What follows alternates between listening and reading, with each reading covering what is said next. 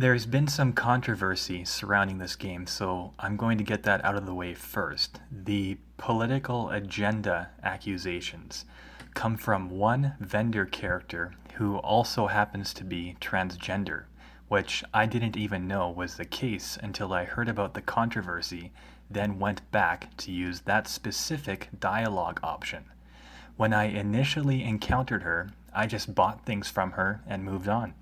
It's hardly in your face when you have to ask a specific question to get a specific answer you then take issue with.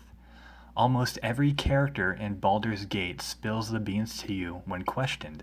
I don't see why this was expected to be any different. Mink's joke is out of place, but it's a one-time thing, and it takes a good amount of effort to trigger in-game.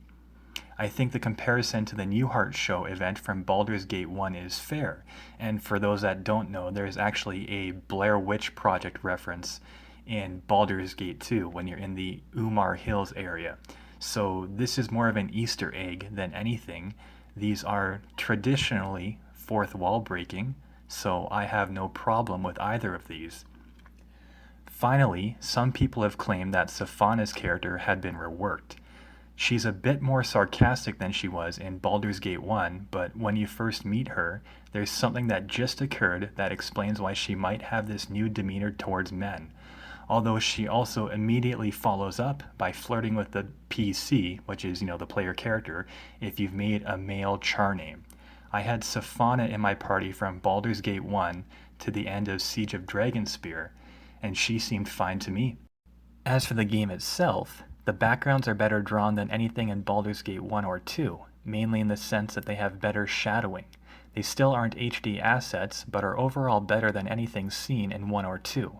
They're still blurry. I think they did that intentionally because this isn't a modernized release. It's supposed to blend seamlessly between two existing dated titles, so they had to keep things pulled back visually to keep the transition from the game before and after consistent. I do wish they could have made the textures sharper, but overall, the game does look a bit better. Beamdog has also built a new user interface, which is a lot easier on the eyes, and there are a lot of minor quality of life improvements that make the game far more playable. There are still occasional pathfinding issues with party AI, but for the most part, that's been addressed as well. My characters no longer forgot commands I'd given them, as they had in previous versions, both original unmodded and modded and the enhanced editions, and that's thanks to the 2.0 script updates as well. The game feels a lot smoother when everyone responds to every command you give them. It actually reduces a lot of the difficulty, which tends to happen when things get closer to working as intended.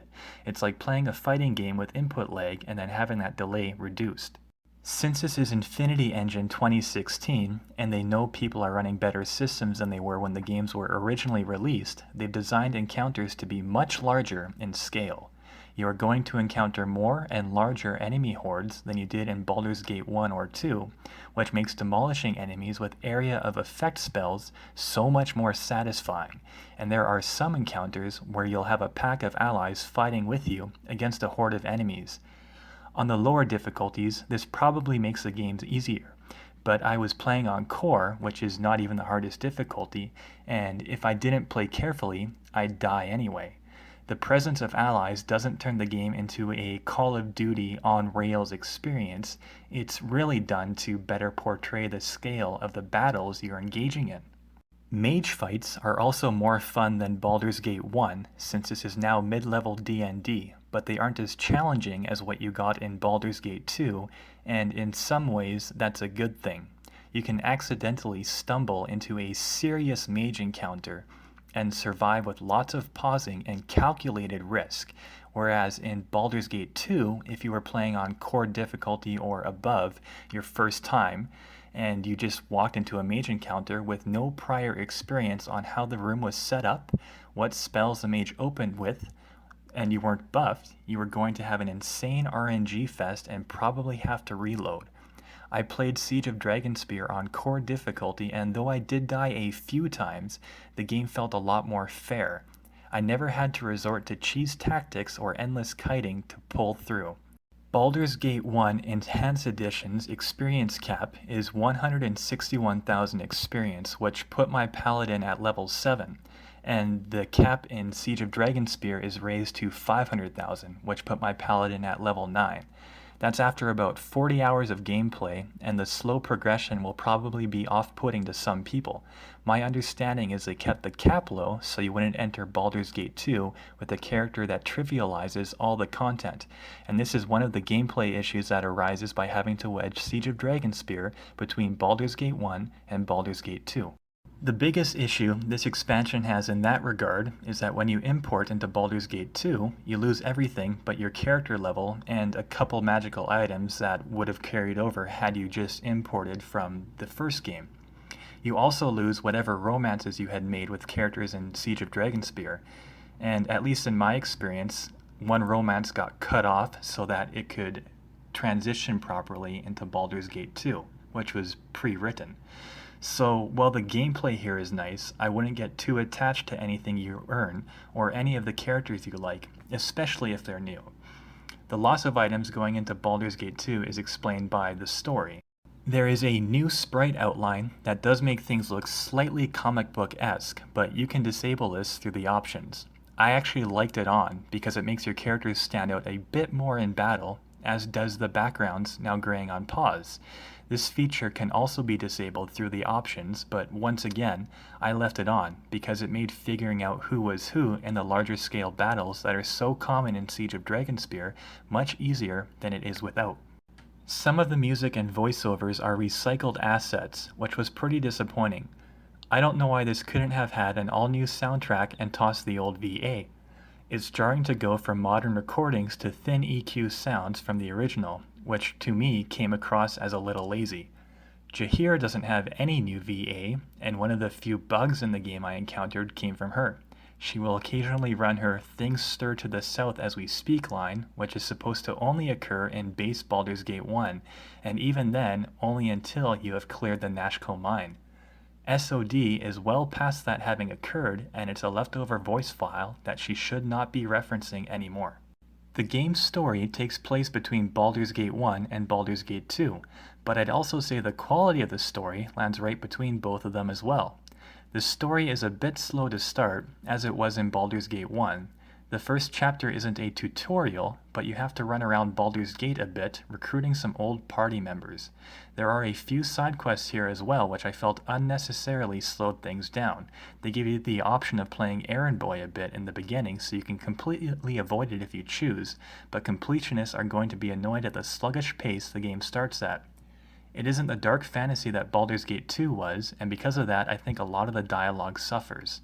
Some of it is admittedly poorly written, which is then exacerbated by being voiced, but the biggest issue is that it can be very dry, which is a problem I thought Baldur's Gate 1 had as well. Most of the characters simply aren't that interesting, nor are the quests they send you on, because everything is too realistic. Baldur's Gate 1 wore me down because the Iron Crisis was the equivalent of a real-life oil crisis. SOD, you start off dealing with refugees, and that doesn't really go away until the end of the game. The antagonist has a reasonable platform, but is no Irenicus. However, I'd say she's definitely more interesting than Saravok was. This is largely due to the fact that you interact with her throughout the course of the game, as opposed to being the mystery villain who reveals his master plan at the very end. When it comes down to it, Baldur's Gate 2 is still king story-wise. It took me about 40 hours to beat the game. I didn't switch in any of the new characters or find the secret hidden character, though I did do almost all of the side quests in the game. It is more linear than Baldur's Gate 1, you don't have a massive area to roam, the world map is actually pretty limited, but the areas have more points of interest than anything in Baldur's Gate 1, and those points of interest are often longer distractions than what most points of interest in Baldur's Gate 1 are. The good thing about this is you spend less time lawn mowing and more time actually engaging in encounters and exploring dangerous territory. The bad news is that purists will think this means the game has become a hand-holding on-rails experience, but the end result is that you're spending more time in the action end of the D&D pool than the RP talk to everyone and learn their life story end before killing a bear for them. There are some minor annoyances with the outdated rule set I wish could be addressed by Beamdog. Traps should really be scanned for more frequently. It gets tiresome having to stop every few steps for 6 seconds to see if your thief will detect whatever traps are there. I've resorted to using a mod to remove traps from the other entries, but I do enjoy the mechanic. I just think it needs to be made less time-consuming.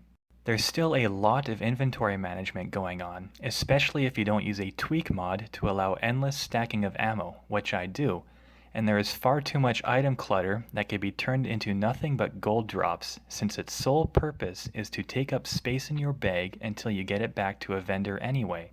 And who really continues a game after one of their characters gets gibbed? That needs to go. I also think the concept of allies automatically reviving after battle with a debuff, like in Dragon Age Origins, should be brought in to the Baldur's Gate games as well. Baldur's Gate Siege of Dragonspear isn't without issues, but I enjoyed myself. To put a number to it, I'd give it a 7 out of 10.